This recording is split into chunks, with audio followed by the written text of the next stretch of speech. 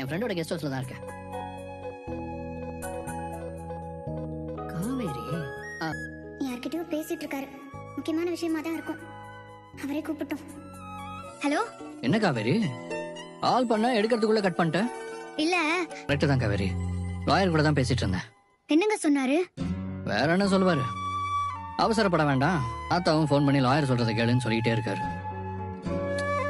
எனக்கு என்ன பண்றதுனே புரியல. எங்க இதான் சொல்லிட்டேன்ல, நான் வரல, டென்ஷன் ஆகாத, ரிலாக்ஸா இரு. என்னோட ரூமையும் சேர்த்து மாமி அப்பள பிசினஸ்க்கு யூஸ் பண்ணிக்கலாம்னு சொல்லிட்டாங்களா? காவேரி சொல்லுங்க. என்னாச்சு திடீர்னு? என்ன காவேரி என்னாச்சு? எங்க டென்ஷன் ஆகாதீங்க. செக்கப்காக அப்பா, என் பாட்டுக்கு ஹாஸ்பிட்டல் வந்திருக்கேன், திடீர்னு சொல்லிட்டியா? எனக்கு ஒரு செகண்ட் பக்குன்னு அடிச்சு தெரியுமா?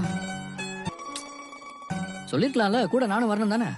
ஆமாங்க, ஆனா எனக்குமே மறந்து போச்சு. நடக்கிற பிரச்சனையில எல்லாம் பாப்பாவை கேரி ஆயிடுச்சுங்க. சரி, அப்படியே எனக்கு டக்குன்னு ஹாஸ்பிட்டல் லொகேஷன் அனுப்பு பாப்போம். எதுக்கு? எதுக்குண்ணா? சொன்னாங்கதா, ஆனா இப்ப இருக்கிற நிலைமையில நீங்க வெளியே வர்றது ரொம்ப ரிஸ்க். அதெல்லாம் யோசிச்சுதான் நானே தனியா வந்திருக்கேன். எனக்கு அதை நினைச்சுதான் பயமா இருந்துச்சு. தோ இப்ப கூட ஏங்க, நான் டாக்டர் பாத்துட்டேங்க, இன்னும் ஸ்கேன் தான் எடுக்கல, வெயிட் பண்ண சொல்லிருக்காங்க. ஏங்க இப்போ டாக்டர் என்ன சொன்னாங்க? நியூஸ்ல பாத்துருப்பாங்க போல, சிச்சுவேஷனை புரிஞ்சுக்கிட்டு ரொம்ப ஆறுதலா பேசினாங்க. செய்றாங்க, ஆனா நம்ம கூடவே இருக்கிறவங்க தான் புரிஞ்சுக்க மாட்டேங்கிறாங்க. கூடவா ஏங்க? ஸ்கேன்ல? ஆமாங்க, இந்த டைம்ல நீங்க என் பக்கத்துல இருக்கணும்னு அவ்வளவு ஆசையா இருக்கு. எல்லாம் தோணுது.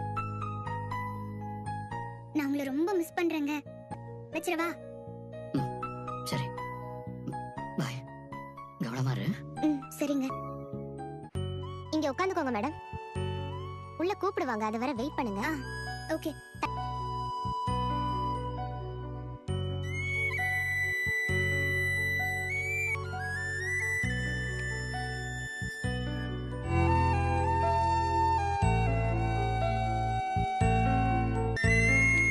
மேடம், நீங்க வாங்க.